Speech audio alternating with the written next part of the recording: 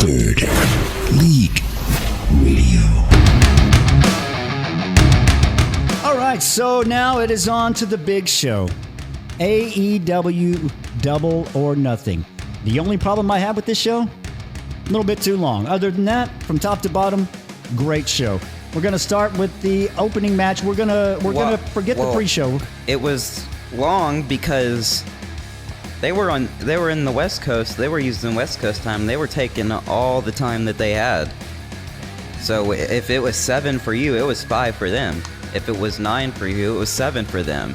So it's like, you thought it was going to end in an hour. No, they still got 3 hours. But yeah, we'll start off with the first match here. The Women's Owen Hart Cup Tournament Final. Mercedes Moné, Jamie Hayter. I don't know if we can go through highlights of matches, but I wrote some down. There was Moné connecting with that Meteora on Hayter's spine. She transitioned that into the Statement Maker. That was pretty cool. What about the DDT roll-up thing? Yeah, that was cool. The Three Amigos. Yeah, that was a cool little moment there. But basically, to end it, Moné would get Hayter up for a tombstone. Hayter would escape, deliver a tombstone of her own to Moné. She would go for the pin. Moné would kick out, then roll up Hayter. She would get the win. She is the 2025 Women's Owen Hart Cup Foundation winner. Yeah, always expect Mercedes to win until she loses. But since Meltzer doesn't have any ratings out on Double or Nothing yet, what do you got on this one? I would say 4 1/4. I think that you should watch it. It was a great match, but there was a lot of mini missteps, like that roll up at the end where she spiked her on her head. Yeah. That was a little bit of a... At least it wasn't like the Chad Gable spike that he took from Penta. Ooh, man. Yeah, let's move on to the next match. I think this was probably my least favorite match of the night because I was not into it for most of the match, but as it goes on, I kind of get a little bit more into it. Nigel McGuinness and Daniel Garcia taking on FTR. It was too long. Yeah, I think this match was too long. This could have been a short match. The story was great, and I love seeing Nigel wrestle, but everything they wanted to do, to me, just wasn't hitting properly. Like the Tony Schiavone wanting to help Nigel up spot. Yeah. It was like, it looked corny. Tony Schiavone going to the back after the match to check on Nigel. I don't know. They're just building a little bit too much into that relationship for that, unless they're starting a story. And Danny unless Garcia they're starting a story where Nigel kind of turns on Tony, and that leads to Nigel being a heel again. Maybe they're doing something like that. I don't know, but it Danny Garcia brought the match down. He is unwatchable right now. It would have been better if it was a 2-on-1 versus Nigel. No, I defended Danny Garcia for the longest time against those. No, you hated him when he was TNT champion. No, for the longest time.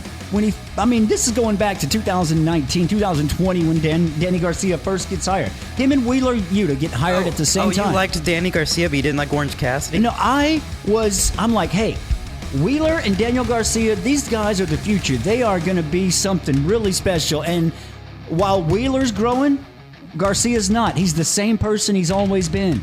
Wheeler Yuta. There is no growth to Daniel Garcia. Wheeler Yuta looked great in that Anarchy in the Arena match. Yeah, no. That's what I'm saying. If you compare the two, Yuta is light years ahead of Garcia, and he should be getting the push that Tony is I don't know what Tony sees in Garcia, but Tony is giving him the world. Yuta is getting the push. He's with the Death Riders. Well, I get that, but if you're going to take one of those two and give him a singles push, and you're telling me you're going to choose Daniel Garcia?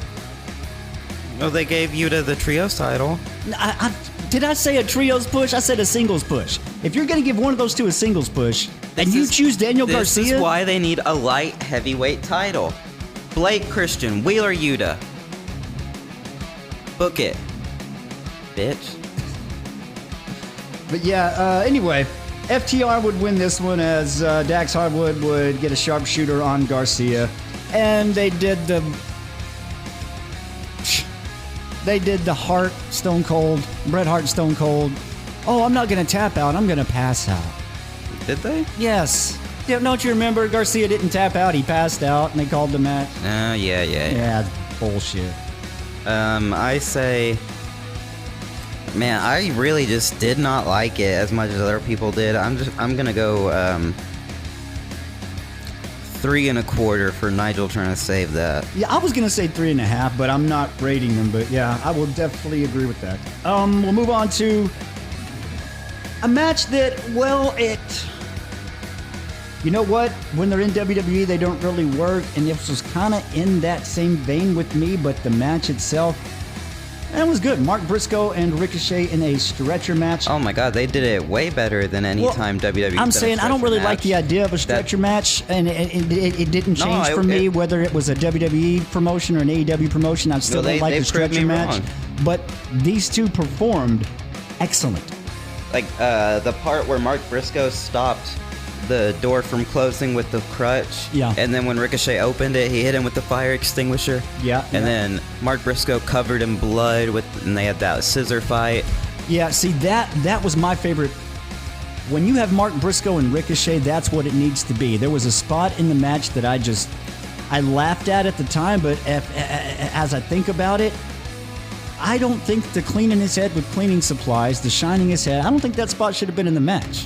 Oh, I think they're overdoing. it was funny. Well, yeah, at the time I thought it was funny, but if I think back on it now, as I'm kind of reliving the match, they're overdoing the bald spot with Ricochet. It's easy pop, and to put that spot where he pulls out the cleaning supplies and shines up his head in a match that went on to be that brutal. You know what? I don't think it was needed. I think it was to kind of put the camera zoomed in and you could see that it more clearly that Mark Briscoe actually grew his hair out to prove that he could to Ricochet, because Ricochet's actually bald. Yeah. And I don't know about cleaning his head. You could have just... Yeah. See, he could have grabbed the bucket of cleaning supplies and hit his head with the bucket of cleaning supplies instead of using the spray. Well, then it wouldn't have made sense to have the spray there. Mr. Clean, bald. Yeah, but you gotta spray him with it at that point. But anyway, Ricochet would win this one. Basically, he would right decision. Get the spirit gun, load Briscoe into the stretcher, close both doors. They would win the match. When this match started, and up until probably the last 5 minutes, I was thinking Mark Briscoe could win this match. I was like, yeah, Mark Briscoe. I think people are just saying Ricochet because it's Ricochet. I think Mark Briscoe's going to win it. Well, no. I mean, I knew Briscoe would make a good showing, and he's the guy to put in that because you need Ricochet to win. You need Ricochet to go over. He needs to be this heel. And Briscoe doesn't lose anything by taking a loss in this match. Mark Briscoe is Mark Briscoe. He is so solidified. Mm-hmm. He is. His win-loss he's record always going to be matter. There. Yeah, no, it doesn't. But yeah, Ricochet would win this one. It's like Undertaker. You can't. It doesn't matter. What do you give it? 4.5. Okay, I'll go with that. 4.5 on this one. So we're going to move on to the Hurt Syndicate and the Sons of Texas for the AEW World Tag Team Championship. Before we talk about, I guess we can talk about the match first, but I think this is the match. You take this match, you put this on the pre-show, you make it the pre-show main event. You have 3 matches on the pre-show. That shortens the main card. It doesn't do any disrespect to the tag title. It is the main event of a pre-show that a lot of people who don't have the money to buy the pay-per-view are going to be watching. You're not disrespecting Hurt Syndicate. You're not disrespecting the tag titles, but you are shortening up the show for everyone else. This was really just to get Hurt Syndicate on the card because they're extremely popular right now against the probably other popular tag team that people might want to see, especially in the South. So I don't know. It made sense, but it was just again too long. Not much there. It could have been the main event of Dynamite, but but it would. It would end with the Hurt Syndicate. MJF actually almost cost the Hurt Syndicate in that match a little bit. But as we're watching this match, I think it was when we were watching this match, I scroll through and I see that Hammerstone is in talks with AEW. Okay, just fantasy booking here. MJF is only in Hurt Syndicate to use them to help him get the title back. When something happens and goes awry, he can't get the title, he calls in Hammerstone. He calls in Holiday. He reforms the Dynasty. Dynasty versus Hurt Syndicate. You bring in Cedric Alexander as well.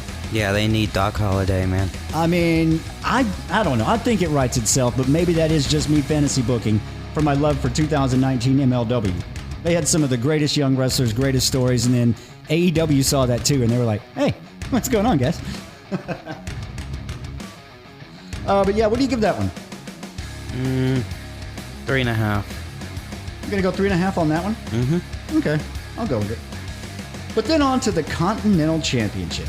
Yeah, this happened a little early for me. Kazuchika Okada, Speedball Mike Bailey. It was awesome. Basically, Awesome. Bailey would come out, deliver a Hurricane Rana to Okada, but Okada would pull Bailey off the ring apron, send him crashing into the ring steps. I mean, it started off just quick. Mm-hmm. Yeah. But no, it was... It's very brutal, very fast. Yeah, but very they fast-paced. did take the time to let the moves breathe as well. So I don't know. It's very good, very awesome. Yeah, Okada actually... I don't want to say sold for because that's a Speedball given, Jones over here. but Okada really helped out Speedball in this match. I mean, not that Speedball needed much help, but Okada definitely did. I mean, you could see his influence on the match as you're watching the match. Yeah. Of course, and when you're... those drop kicks he hit were perfect, all of them. Oh, yeah, yeah. But of course, Okada would win. He would hit the Rainmaker, and still the Continental Champion. What do you give this? Let's say 4.5 again. Okay, I'll go with that. But we're going to move on to one of my favorite matches. I thought could have been better, though. Toni Storm versus Mina Shirakawa for the AEW Women's World Title. Yeah, for the first half of the match, Mina Shirakawa was still wrestling hesitant style, which is what Japanese women are told to do when they come over here, because Japanese women's wrestling is so much harder hitting that you'll never get a job in America again Storm if you can do it. I mean, yeah, so- I know, but it's in their brain. They don't want to lose their job in America because they hit someone too hard. Yeah. So, but you could see that she loosened up when she got that figure 4 on, and that was part of the start of the second half of the match. And then they had a great match from there on out. But again, the first half was just not great. But yeah, this match would end with Toni Storm hitting the Storm Zero on Shirakawa. She would get the win. And then after the match, I think it was a Mariah May tease. Because Mina Shirakawa, Toni Storm... They wanted us all to think they were getting Mariah May. Well, I think it's a tease for her return because Toni Yeah, but we Storm, all thought Toni she was Storm, returning. Toni Storm, Mina Shirakawa would meet in the center of the ring, and they would embrace and they hold out for a second, and then they get the kiss. That's a Mariah Mina thing. That's not a Toni Mina thing.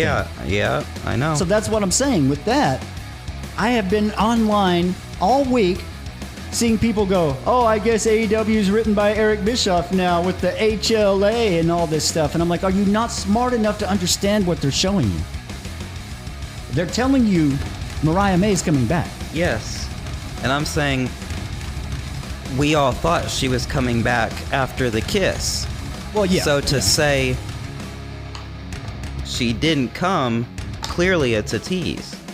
That's what I'm trying to say. But I don't know. You don't But listen. what I'm saying is I've been online arguing with people who are like, again, I know. I nuh-uh. got it.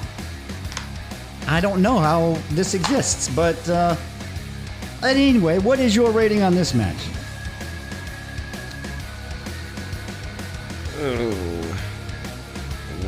Nothing can be worse than the Danny Garcia match, so I'm gonna go 3.5. I don't know. I don't know if I'll go that low. I would go at least 4 on this one, but No. then again, I'm not No. rating it. No. So next we have Anarchy in the Arena match. This would, well, it would be Anarchy. Yeah, Drowning Pool played like 37 times in a row. They had like Twice. 4 shot screens. Well, they did that thing where they were playing it over and over so that people would be like, are they just gonna keep playing it? And then Claudio swung Swerve into the speaker box, broke the speaker, and the music stopped playing. I don't think it was really the speaker box, but it was just once he crashed into the thing, stopped playing the music to get that effect out there. But last year I gave it 5 stars. I think the year before I gave it 5 stars. I think I'm gonna have to go 5 stars again because this one was better. There was a lot more plotting around, and some of the brawling didn't look perfect, but they had like zero plan except for the spots that they had planned out already. So that was all improvised, and they did really, really well. Yeah, it felt like a well, like you said, improvised, but it felt like a real kind of.